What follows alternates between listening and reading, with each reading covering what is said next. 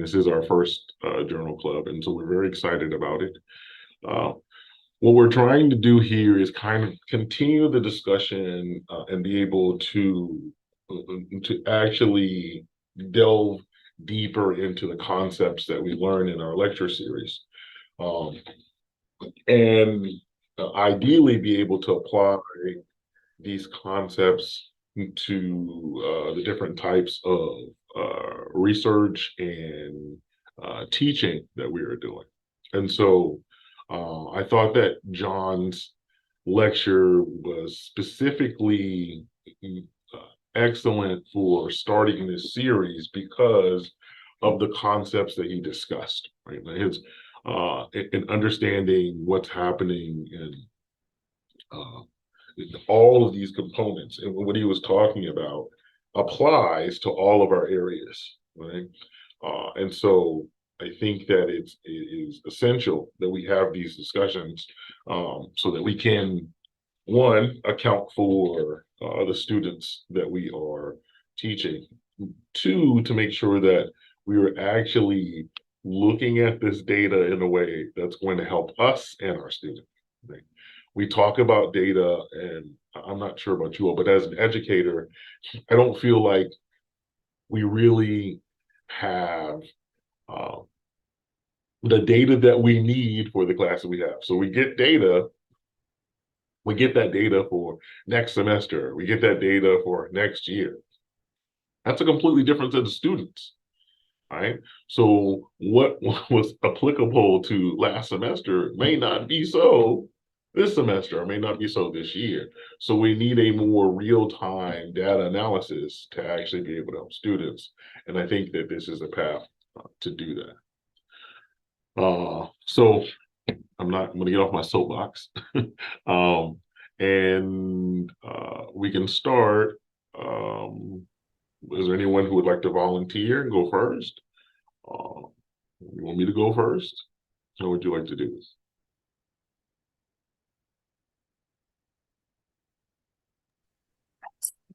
It's prepared, so you can absolutely go first. Okay.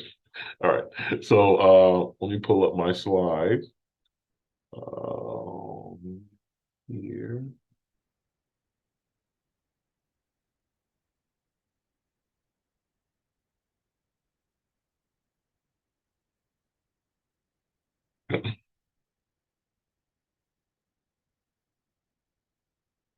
Sorry, I thought I had my slide open. So My slide. mm-hmm. So I did a slide, and I can go. So I can just. Okay. Yes, ma'am. Absolutely. Everyone Um. has the ability to share their screen. So So let's share. And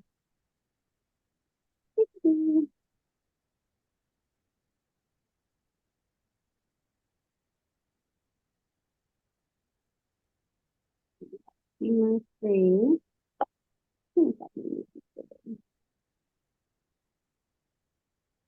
Mm,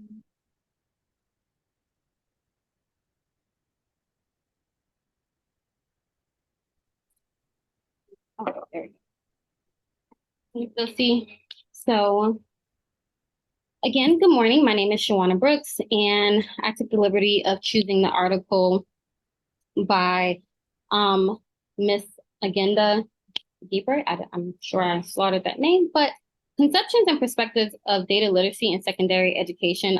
This article and topic stood out to me because this is currently just what I'm doing in my program. I am the director of the Center for Transdisciplinary Data Analytics, and one of the things that we provide as our community initiative is data literacy and just visual literacy within secondary education. So we host workshops in the middle school and the high schools here in Volusia County, and we're kind of trying to help build on that lack of literacy skills within the curriculum. So when I read this article, it talked a lot about just the increasing call for developing data literacy skills within curriculum development. And data literacy is framed and implemented as a technical competency. So it is something that needs to be taught, and there is a lack of stemming from as early as middle school. So so when we talked about, well, when the article talked about the problem, it pretty much pointed out that the framing, the framework, it just starts with just the planning of the curriculum. So some of the implications that were mentioned within that article are pretty much that secondary educators, researchers, and policymakers need to really conceptualize what data literacy skills are needed from the beginning, and then these can be used as curricular interventions. So not saying that we can just completely wipe out the curriculum design as it is now. However, there can be very strategic interventions that are planned into the curriculum to help build on these skills from as early as 7th and 8th grade. And that's currently what we're doing just here in the community. And when I read about it, I was like, this is exactly what needs to happen. So some of the takeaways were just the conceptualization of data literacy, how it has increased, and suggests broader framing of the concept as it relates to everyday life. Because again, this is going to segue into data economy and just how all of the jobs and the workforce and things are really changing in a direction that focuses on data literacy and its importance in just everyday living. So so that's what I got from that, and I will be sure to share the slide so you can add it to the files, Dr. Hayward. Thank you so much. No problem. And so I guess kind of to give you an idea how I envisioned how we envisioned this is that just like Ms. Brooks did, you give a brief introduction about a minute, and you did perfect, Ms. Brooks. That was about a minute. And then it can kind of lead into a discussion about that article in the context of your area, how you feel about that topic, what do you think, how you think this can apply to, in our case, not just secondary education, but the areas that we teach and we learn in. So yeah, that's what we envision this to be. Does anybody have any questions or feedback or just comments? I can personally tell you, as having worked in secondary education for a while, that this is essential. Right? We really need data literacy in secondary education because kids are coming in on so many different levels now, especially post-COVID, when kids were online learning, their approach to being taught, those foundational concepts that they needed during that time period, some received, many did not. So when they enter classrooms, and this is not just at the secondary level, this is also going to be at the collegiate level. When we see them enter the classroom, they are going to be lacking key skills to be at the level where they should be, right?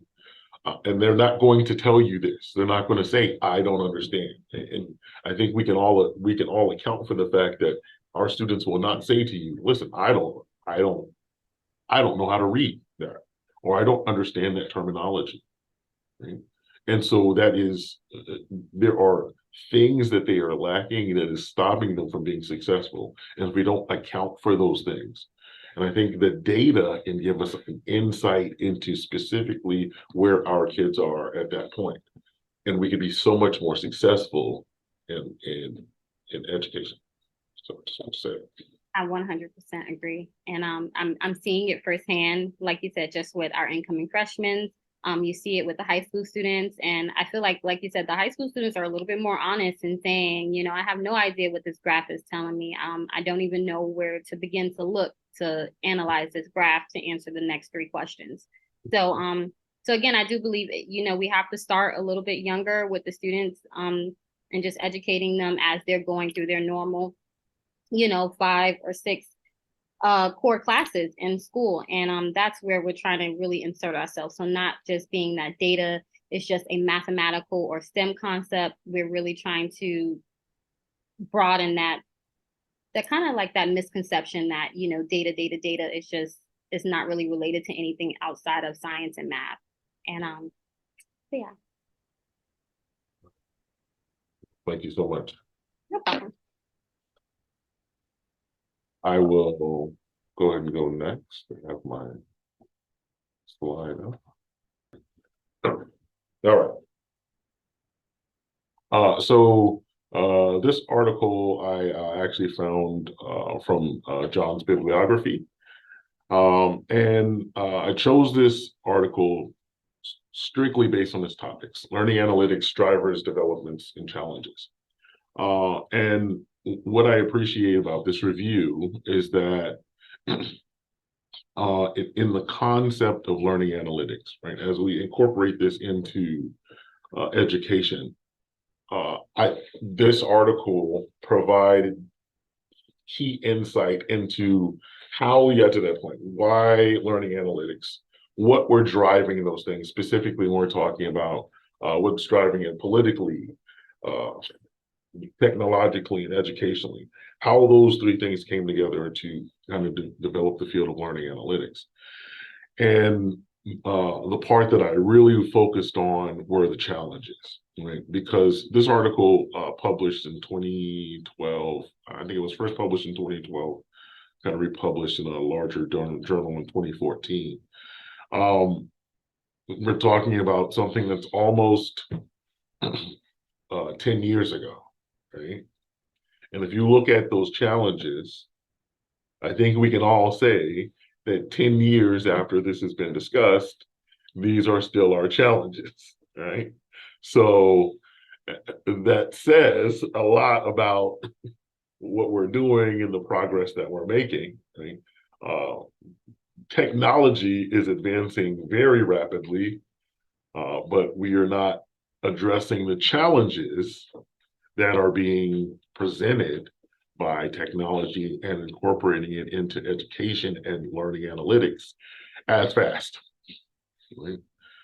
Which in my mind is increasing the challenge, right? Making the challenge, some of these challenges work. So for instance, when you're talking about a wide range of data sets, right? So I'm certain that we have far more data sets than we did in 2014, right? But are those data sets any more accessible to our students?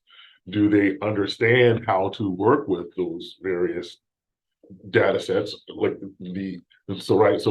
So we have these same challenges and new challenges added to that situation because of the advent of new technology and the rate at which technology is changing. So that is what I really wanted to focus on from this article, or specifically these challenges. And so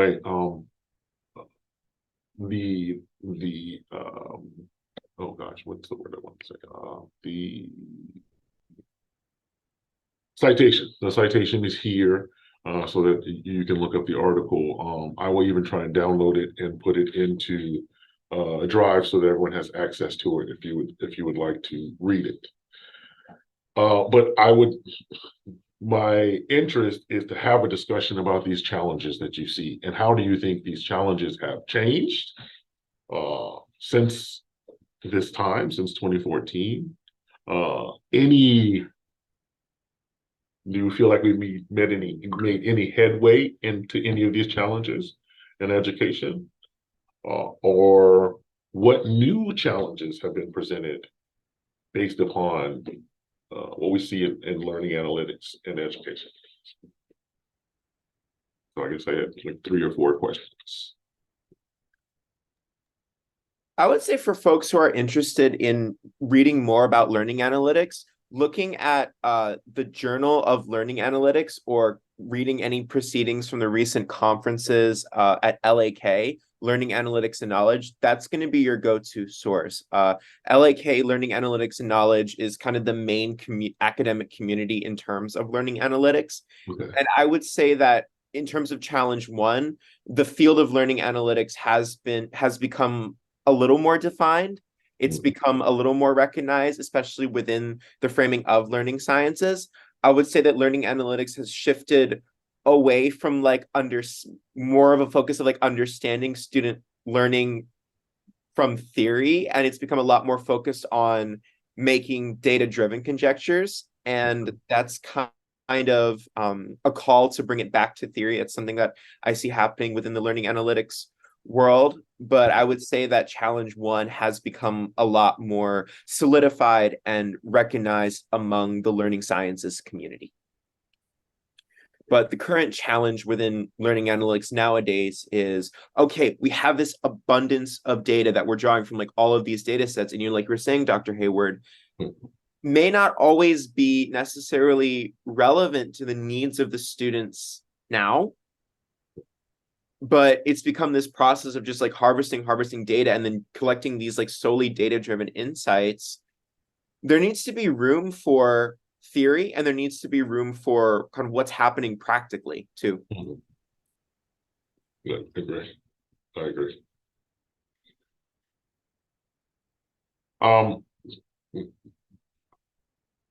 As a whole, what are you all's feelings on that third challenge? Focus on the perspective of the learner.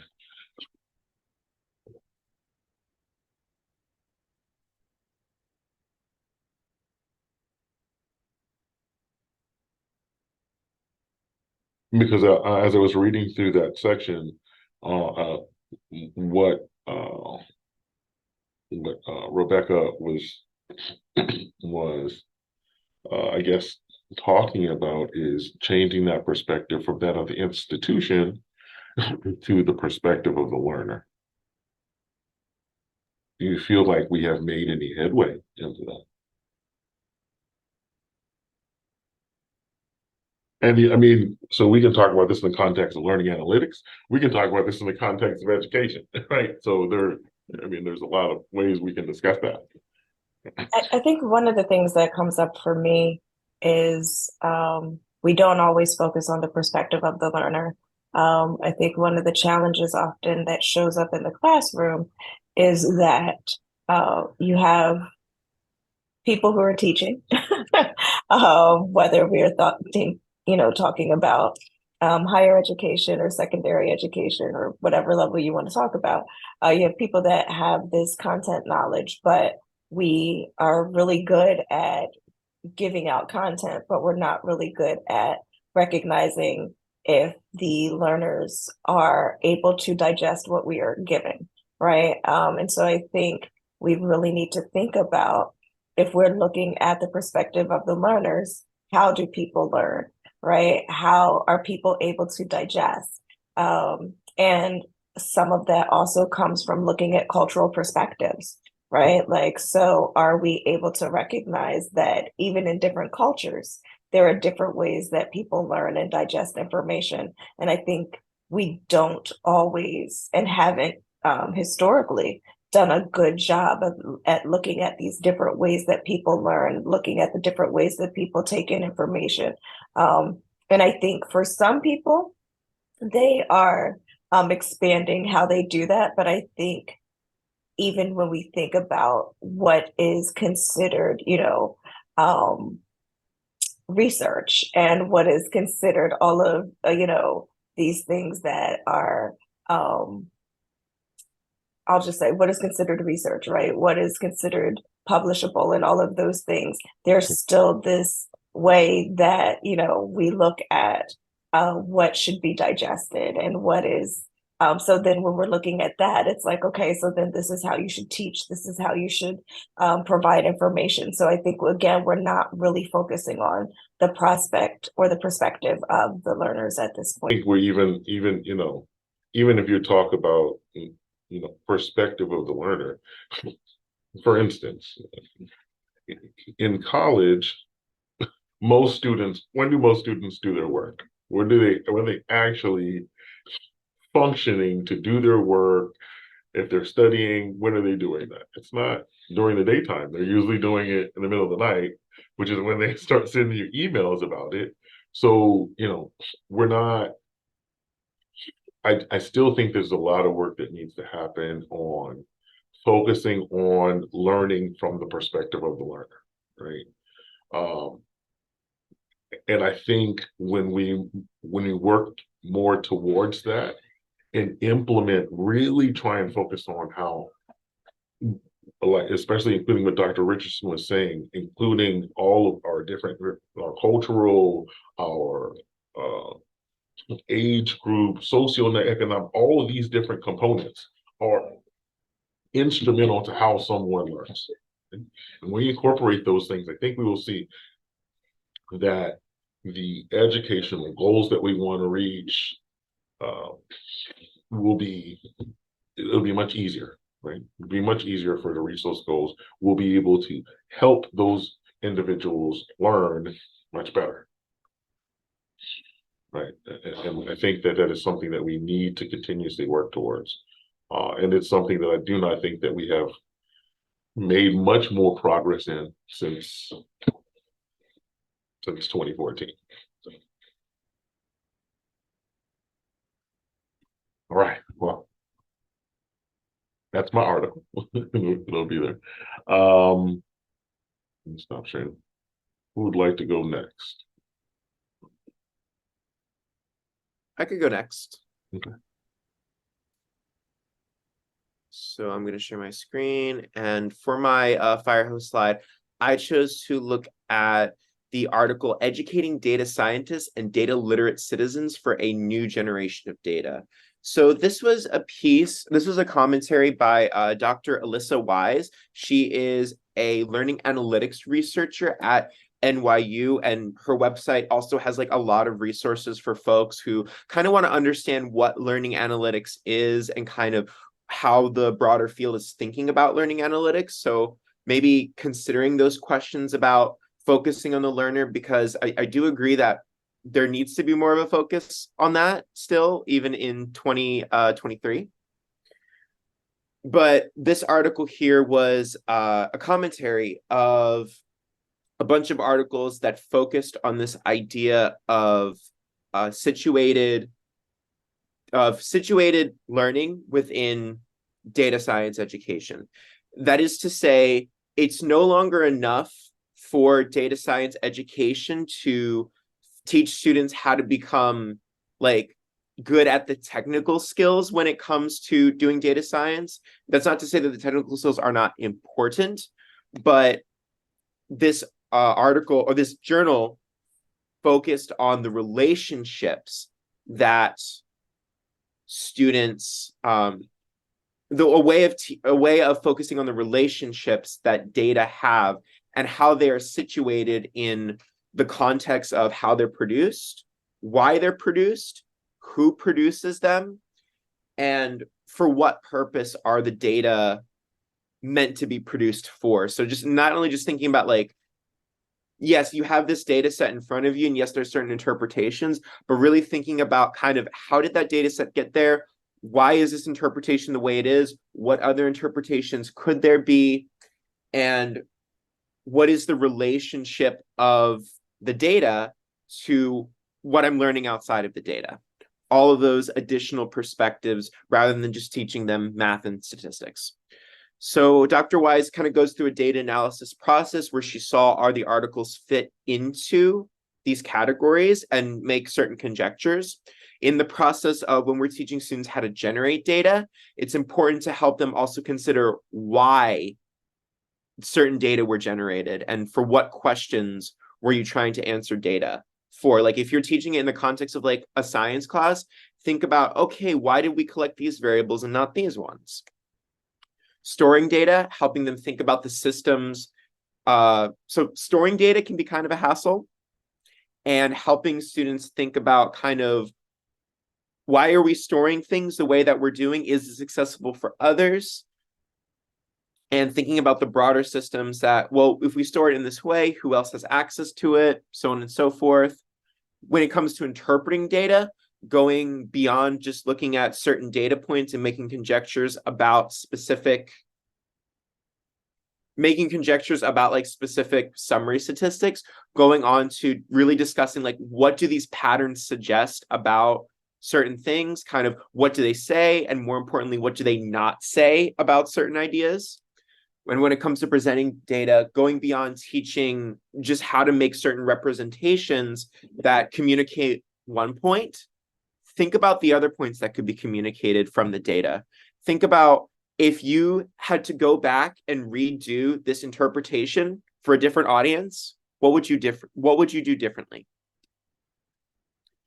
And then she summarized it with 5 big takeaways, kind of for educators to really connect the data, the ways that data are produced and what that means for certain interpretations, to really consider the value of exercises like data wrangling and data cleaning, because they can be kind of a hassle, but it helps students think about the relationships within the data to each other, relationships to how they're collected, so on and so forth, helping them, like we said, think about the patterns in addition to just the points, helping them think about multiple audiences and interpretations and kind of what you would do differently, and how to think about data across collaborative efforts and applications, because there are a lot of 21st century jobs that are working with ever increasing data sets. How do we meaningfully interpret data, not just for ourselves, but for a team, for a job, and for broader societal change?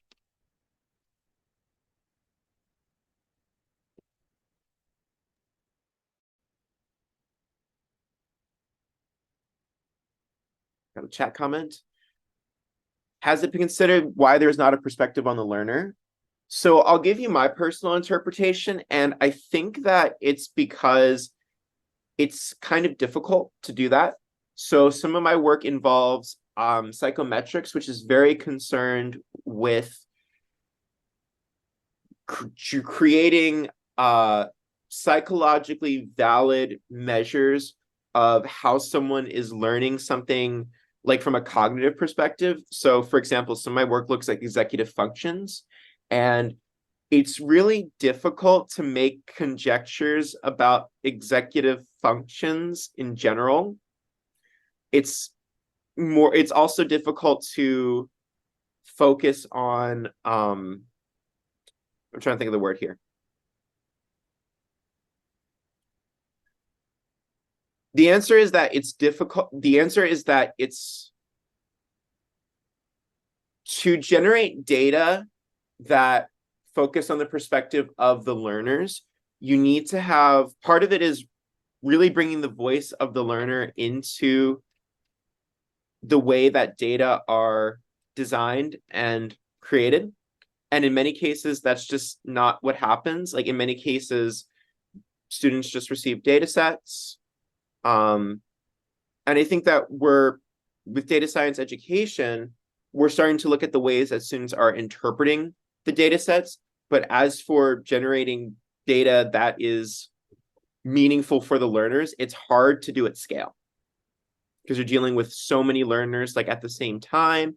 And oftentimes there are certain institutional goals that overtake perhaps personal interests. So that's just my take, but I'd love to hear what y'all thoughts are. Yeah, does anyone else know why there may not be a focus on the perspective of the learner? Because it seems like that should be the goal, like the way teaching is designed should be for our students to learn better. So it doesn't really make sense why that's a challenge. So I was curious if anyone had any suggestions or just thought about why that could be.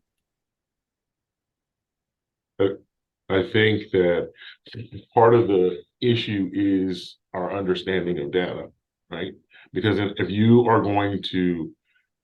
your education is going to be from the perspective of the learner, that goes back to what I was saying earlier. You have to have real-time data to assess where your students are at that point to be able to address it, right?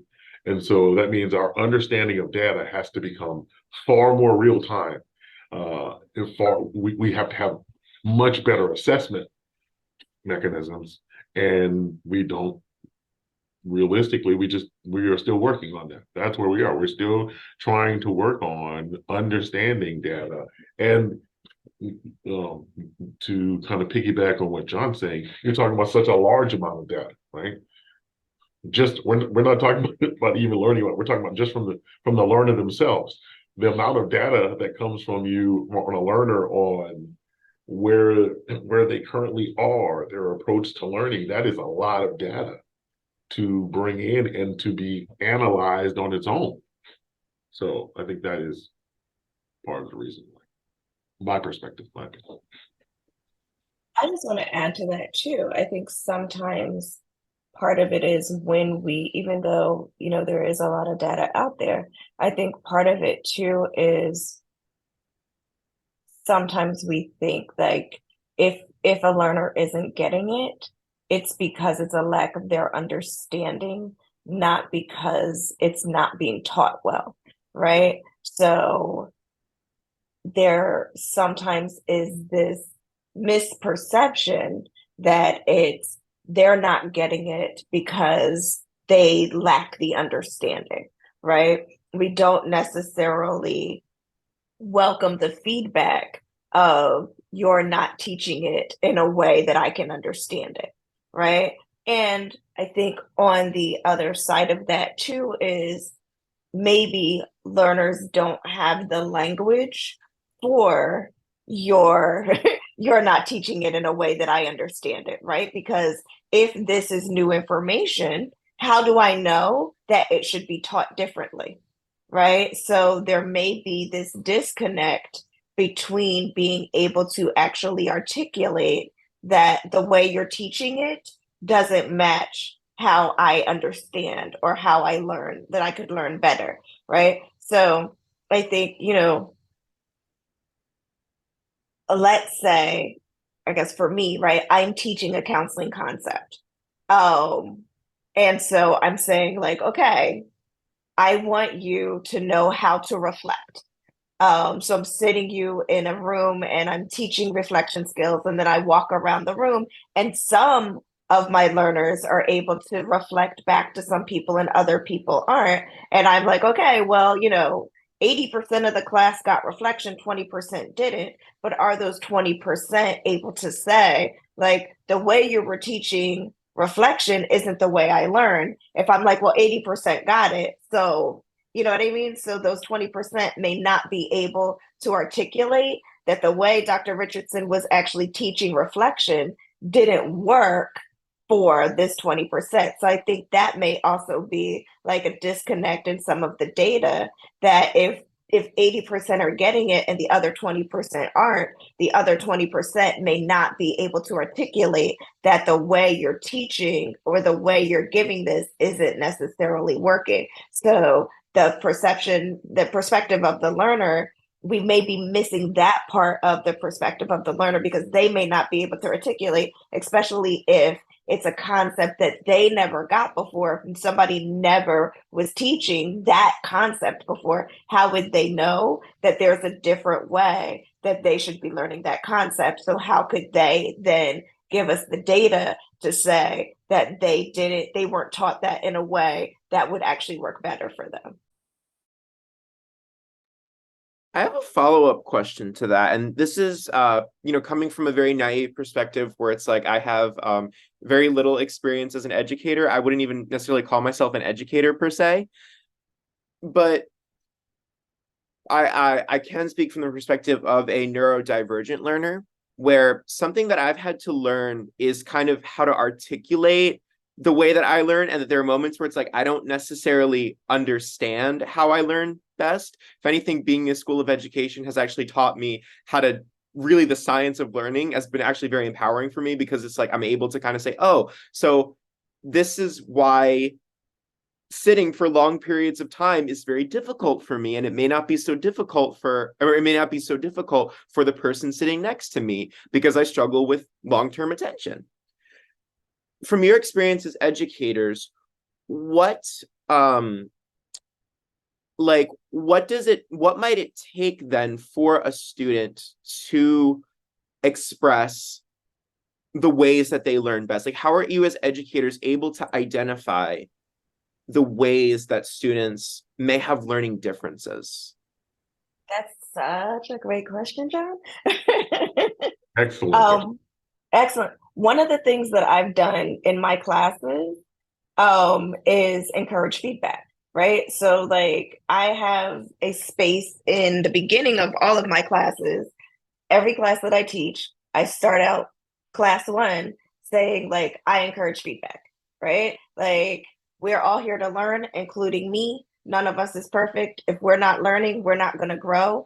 I want you to give me feedback every class, right?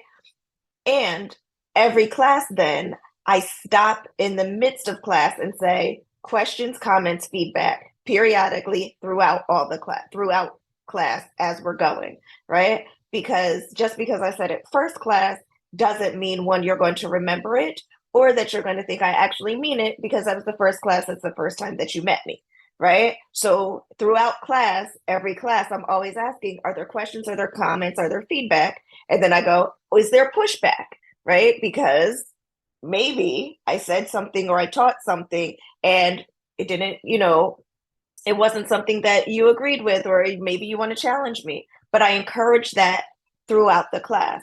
I also do breakout rooms if I'm online, breakout groups while we're in class, and stop in them. So if we're online, I jump into the breakout rooms and I ask, like, okay, how are you working through whatever concept, right?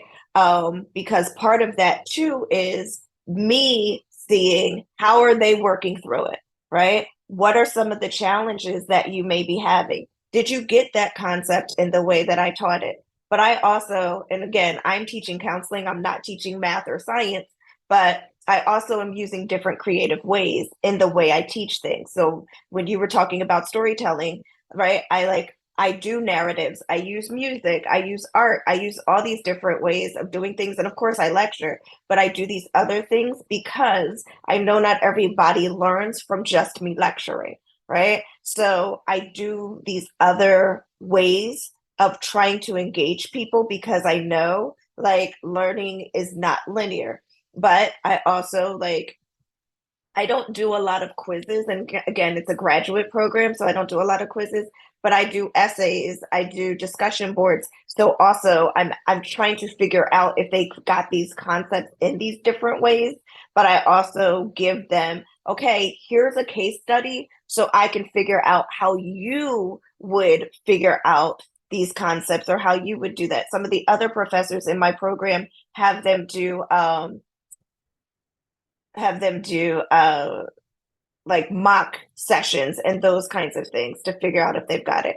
So I think there's a lot of intentionality around those things, but I also do frequent breaks too to figure so that you can stop and right, because again, as you're saying, like if you have someone in the classroom who may be neurodiverse, and I think we have more neurodiverse students in our classrooms that we, then we want to then we acknowledge, I'll say it that way, that people need breaks, people need to stop, people need to have different ways of thinking about how they're learning. So I think there's an intentionality around that, but I think also paying attention to some of the questions that are asked, some of the ways people ask questions, and those kinds of things are really important to catch all of those different things and to make sure that you're actually addressing the different ways that people are learning and receiving information and paying attention to how they're answering the questions, because I recognize like this person's answering that way, but that person's answering this way. So these two people may be thinking very differently, but also processing very differently. So that's a long answer to your short question. I'm going to take this opportunity to have a foray into the Science of Learning Network. That is one of the reasons why this whole network came about, is to understand, because I'm going to be quite frank with you. I think that some educators we're still learning about how to identify different learners. Some of us don't even know how we necessarily know how we learn, right? And so that was one of the reasons that we developed this Science of Learning Network, is so that we could get faculty in, so that we could interact directly with what the science of learning is. What are these different ways that we can look at data science and learning in general, and then incorporate that into our classroom so we can be more successful at identifying learners, because you can't communicate that if you don't necessarily know yourself, right? And so to be able to help someone identify listen, you may learn a little better if you apply these things, right? And so, and also to piggyback off what Dr. Richardson says, the safest way to do it is just to present education in a multitude of ways to address learning in as many ways as possible for those students to be able to say, I do better with videos than I do with lecture per se, right? Or like you, I don't really like to sit for a long time. I like to move around some, right? And so once someone is able to really understand how they learn, they can then communicate that. But if you can identify that as an educator, that puts you that much further ahead in being successful in the education process. So that's what we're trying to do here. So.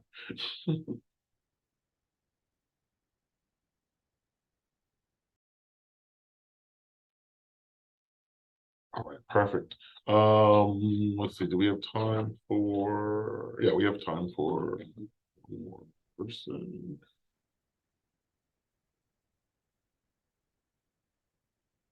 Anyone else want to go?